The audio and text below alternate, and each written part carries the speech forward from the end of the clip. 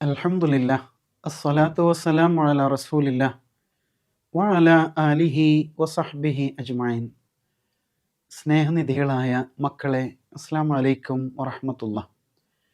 ഇന്നത്തെ ക്യൂ സ്പോട്ടിലേക്ക് എല്ലാവർക്കും ഹൃദ്യമായ സ്വാഗതം.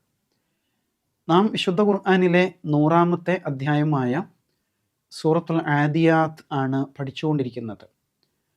അതിൽ ആദ്യത്തെ 5 സൂക്തങ്ങൾ പഠിച്ചു, പിന്നെ 3 സൂക്തങ്ങൾ പഠിച്ചു. ഇനി അവസാനത്തെ 3 സൂക്തങ്ങളാണ് നമുക്ക് പഠിക്കാനുള്ളത്. 9, 10, 11 സൂക്തങ്ങൾ. അഊദു ബില്ലാഹി മിനശ് ശൈത്വാനിർ റജീം. ബിസ്മില്ലാഹിർ റഹ്മാനിർ റഹീം.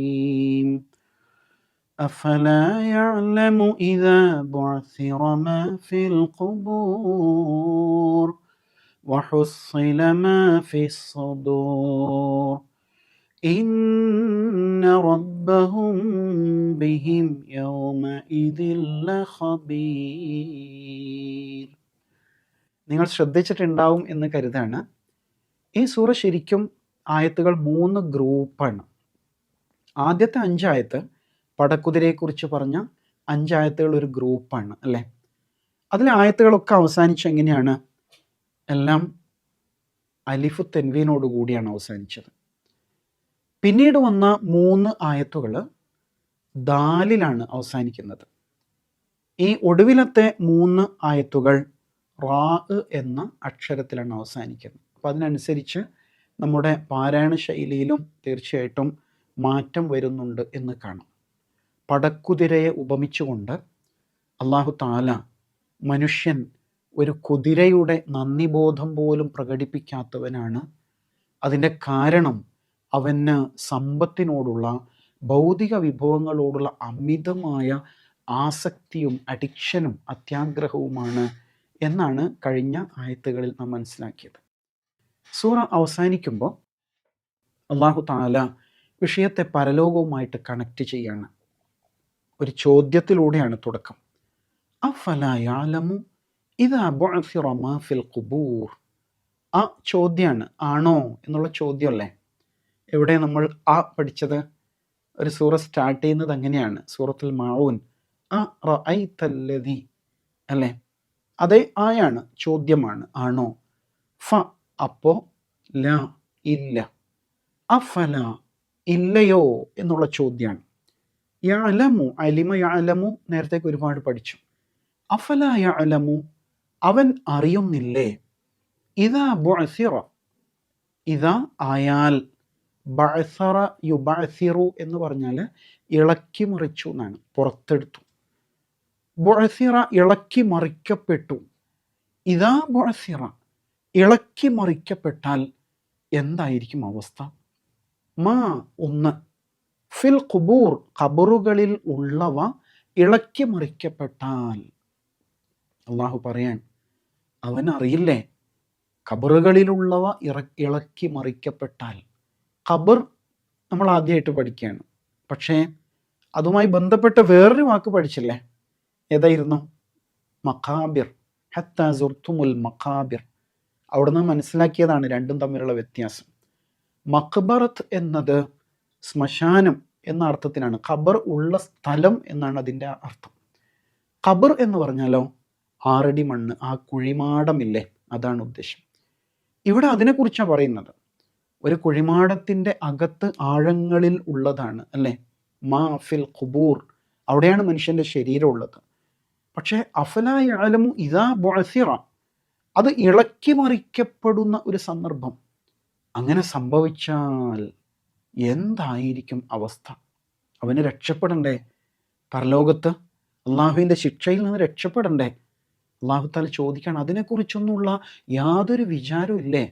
മരിച്ചു കഴിഞ്ഞാൽ മണ്ണോട് ചേർന്ന് ഇല്ലാതാകുമെന്നാണോ കരുതിയത്? അപ്പോൾ ഉയർത്തെഴുന്നേൽപ്പിക്കപ്പെടുമോ നമ്മൾ? അല്ലേ, ഒരു ഡൗട്ടായി.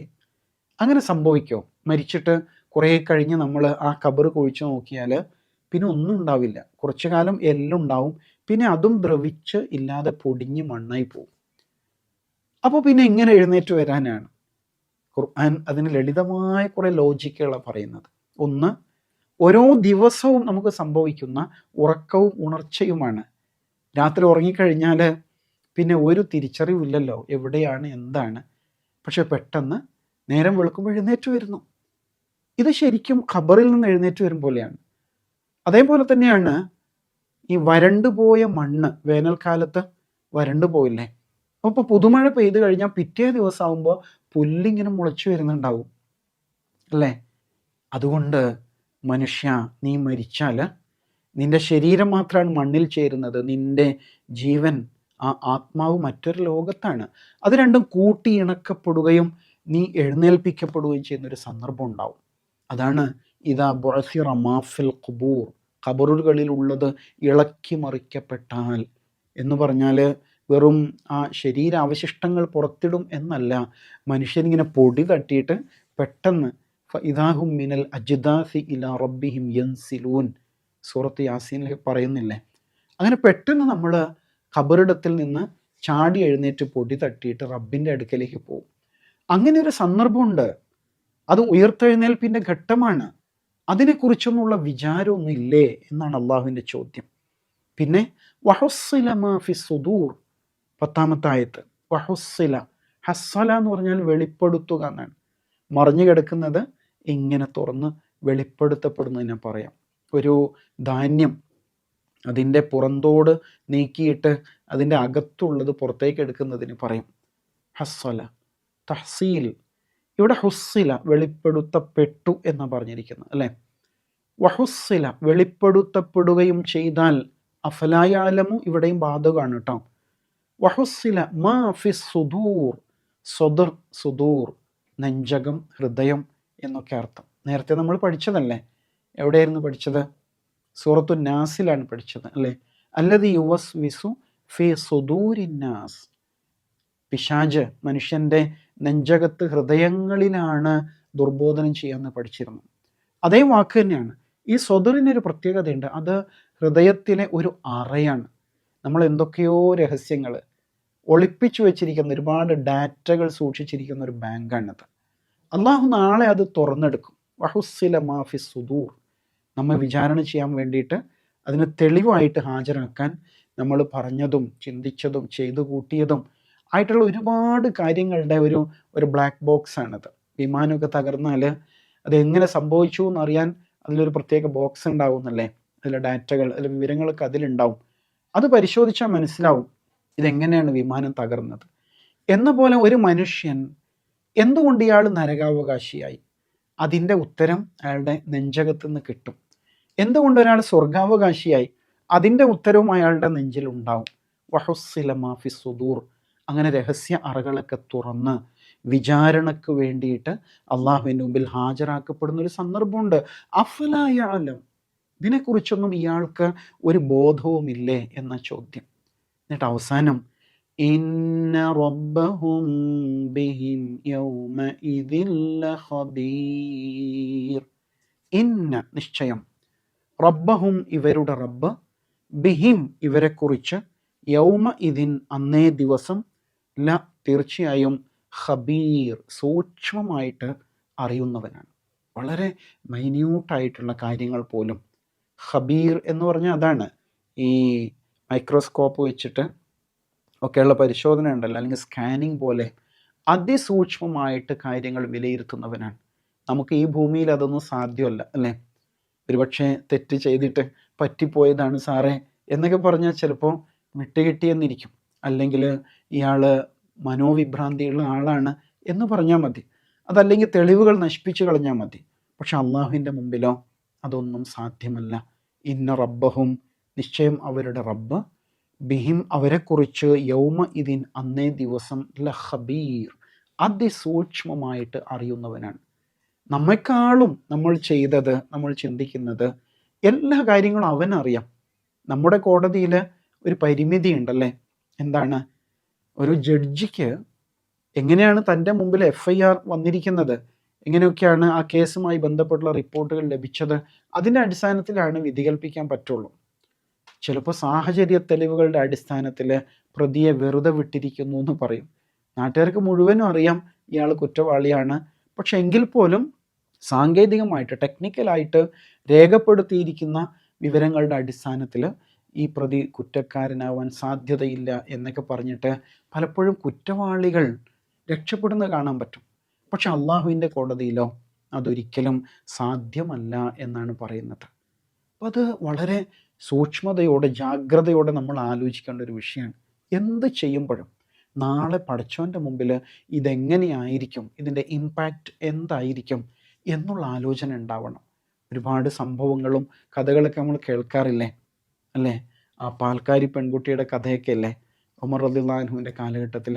മോളെ പാലിൽ വെള്ളം ഒഴിക്കുക, എന്നിട്ട് കടകളിലൊക്കെ കൊണ്ടുപോയി കൊടുക്കുക എന്ന് പറയുമ്പോൾ മോള് പറയുന്നുണ്ട്, ഉമ്മ അങ്ങനെ ചെയ്യാൻ പറ്റില്ല, നമ്മുടെ ഖലീഫ ഉമർ റളിയല്ലാഹു അൻഹുവിൻ്റെ ഉത്തരവുണ്ട്, അങ്ങനെ ചെയ്യാൻ പാടില്ല, ചെയ്താൽ ശിക്ഷിക്കും. അപ്പോൾ ഉമ്മ പറയാണ്, ഓ അദ്ദേഹം ഇപ്പോൾ അത് നോക്കിയിരിക്കല്ലേ, അദ്ദേഹം വീട്ടിൽ ഉറങ്ങിയിരിക്കും, നീ വേഗം വെള്ളം ഒഴിച്ചിട്ട് കൊണ്ടുപോയി കൊടുക്കുക. അപ്പം മോളെന്താ പറഞ്ഞത്, ഉമ്മ അദ്ദേഹം കാണുന്നില്ലെങ്കിലും പടച്ചോൻ കാണുന്നുണ്ട്, അല്ലേ? വല്ലാത്തൊരു വാക്കാണത്. ഏത് കാര്യം ചെയ്യുമ്പോഴും ആരും കാണുന്നില്ലെങ്കിലും അള്ളാഹു കാണുന്നുണ്ട് എന്നുള്ള ഒരു ബോധം മക്കളെ നമ്മുടെ അകത്തുണ്ടെങ്കിൽ തീർച്ചയായിട്ടും നമുക്ക് വിജയിക്കാൻ പറ്റും. നമുക്ക് മനസ്സമാധാനം ഉണ്ടാവും, കുറ്റബോധങ്ങളിൽ നിന്ന്, അസ്വസ്ഥതകളിൽ നിന്ന് രക്ഷപ്പെടാൻ പറ്റും, അല്ലേ? ആര് പറ്റിച്ചാലും പടച്ച തമ്പുരാനെ പറ്റിക്കാൻ കഴിയില്ലല്ലോ എന്നുള്ള വലിയൊരു തിരിച്ചറിവ് തീർച്ചയായിട്ടും നമ്മിൽ ഉണ്ടാവുക എന്നതാണ് ഏറ്റവും പ്രധാനം. അപ്പോൾ ശരിക്കും പറഞ്ഞാൽ ഈ പടക്കുതിരയില്ലേ, അത് നമ്മൾ ഓരോരുത്തരും തന്നെയാണ്. നമുക്കങ്ങനെ ഈ ജീവിതത്തെ ഉപയോഗപ്പെടുത്താൻ കഴിയും അള്ളാഹു കൽപ്പിച്ചനുസരിച്ച്. നിസ്കാരത്തിൽ കുനിയുന്നു, കുമ്പിടുന്നു, അല്ലേ? അള്ളാഹു എന്ത് പറഞ്ഞാൽ ഞാൻ ഓക്കെയാണ് എന്ന രൂപത്തിൽ ജീവിതത്തെ പാകപ്പെടുത്തിയെടുക്കാൻ കഴിയുമ്പോഴാണ് നമ്മൾ ഇഹലോകത്ത് നല്ല ജീവിതം നയിക്കുന്നവരും നാളെ പരലോകത്ത് അള്ളാഹുവിൻ്റെ സ്വർഗത്തിന് അർഹരായിത്തീരുന്നവരുമായിട്ട് മാറുന്നത് എന്ന് മനസ്സിലാക്കേണ്ടത്. അപ്പോൾ ഈ സൂറ വളരെ സുന്ദരമായ ഒരു ശൈലിയിലാണ് അള്ളാഹു നമ്മുടെ മുമ്പിൽ പ്രസൻറ്റ് ചെയ്തിരിക്കുന്നത്. ഇതിലെ ആശയങ്ങൾ നമ്മുടെ കൂട്ടുകാർക്കൊക്കെ പറഞ്ഞു കൊടുക്കണം. ഖുറാനിൽ ഇങ്ങനെ ഒരു സൂറയുണ്ട്, ഞാൻ കഴിഞ്ഞ ദിവസം അങ്ങനെ പഠിച്ചു. അതിൽ ആദ്യത്തെ 5 സൂക്തങ്ങൾ സുന്ദരമായ ഒരു സീനുകളാണ്. ഒരു കുതിര ഇങ്ങനെ കുതിച്ച് പാഞ്ഞുകൊണ്ടിരിക്കുന്ന രംഗമാണ്. എന്നിട്ട് അള്ളാഹു ചോദിക്കുകയാണ്, ഈ കുതിരയെപ്പോലെ നന്ദി കാണിക്കാൻ പോലും മനുഷ്യ നിനക്ക് കഴിയുന്നില്ലല്ലോ. കുതിരയ്ക്ക് യജമാനൻ നൽകുന്നത് വെറും ഭക്ഷണം മാത്രമാണ്, എന്നിട്ട് അത് ജീവൻ പോലും തിരിച്ചു നൽകുന്നു. എന്നിട്ട് എന്തുകൊണ്ടാണ് നീ ഇങ്ങനെ ഭൗതിക ആസ്വാദനങ്ങൾ മുഴുകിയാൽ മതിയോ? നാളെ പരലോകത്ത് വിജയിക്കണ്ടേ?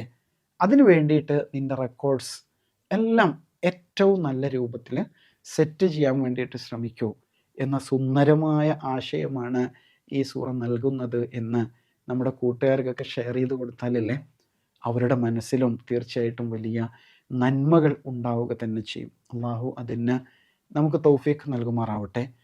ആഖിറു ദഅ്വാന അൽഹംദുലില്ലാഹി റബ്ബിൽ ആലമീൻ. അസ്സലാമു അലൈക്കും വറഹ്മത്തുള്ളാഹി.